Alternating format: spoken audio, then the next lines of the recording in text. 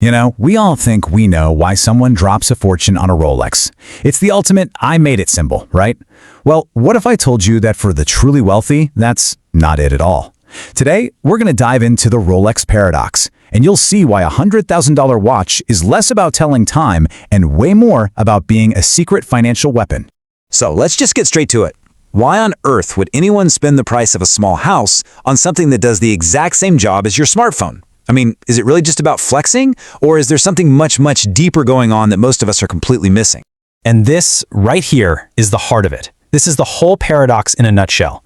For most of us, yeah, a luxury watch is a status symbol. It screams success. But for the 1%, its purpose is completely different. It's not a watch. It's a tiny, portable, universally accepted chunk of currency. Okay, so first, let's talk about that common view, the idea that pretty much all of us have. Because to really get the secret, you first have to understand what everyone else gets wrong. For so many people, getting that Rolex is the finish line. It's the physical proof of all the hard work, the big promotion, the successful business. It's a milestone that you wear. But, and this is the key, for the people we're talking about today, it's not the finish line, it's the starting gun. So if it's not a trophy, what is it? Well, this is where things get really fascinating. This is where the watch stops being just a watch and transforms into a powerful financial instrument, one designed not for showing off, but for moving and protecting serious wealth. Just imagine this for a second. There's some kind of major crisis, economic collapse, political upheaval, whatever. All of a sudden, your money in the bank, it's frozen. The cash in your wallet, it's devaluing by the minute.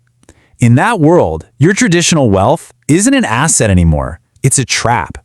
You're stuck. And that's where these specific watches come in. We're talking about a Patek Philippe, a steel Rolex Daytona. These aren't just brand names. Think of them as a global language of value. Their worth isn't tied to any single country or currency. It's understood and accepted everywhere, no questions asked. I mean, just think about the sheer logistics. Let's say you need to get $1 million out of a country fast. How do you do it? A suitcase full of bills? That's not just a movie trope. It's a logistical and legal nightmare. It's bulky, risky, and screams trouble. This function is so vital that one expert called it the ultimate get-out-of-jail card. And look, to be clear, we're not talking about anything illegal here. It's about having a financial fire escape, a guaranteed exit strategy from a financial disaster that you can legally wear right on your wrist. And the process itself is just unbelievably slick. A crisis hits, you get on a plane to a global hub, London, Dubai, Hong Kong.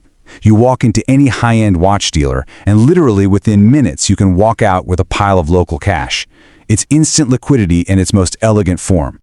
Okay, so it's a safe haven asset, a crisis tool. Got it. But hold on, because the story gets even better. It's not just about protecting wealth. It's about actively growing it. These watches aren't just currency. They're some of the highest performing assets on the planet. So why do their values keep climbing? It really just boils down to one of the oldest rules of economics, extreme scarcity. Brands like Rolex and Patek are masters of this. They intentionally make far, far fewer of their hottest models than people want to buy. This creates insane waitlists and a secondary market that's just on fire. And here is the absolute knockout punch. The value of these watches often goes up faster than the stock market.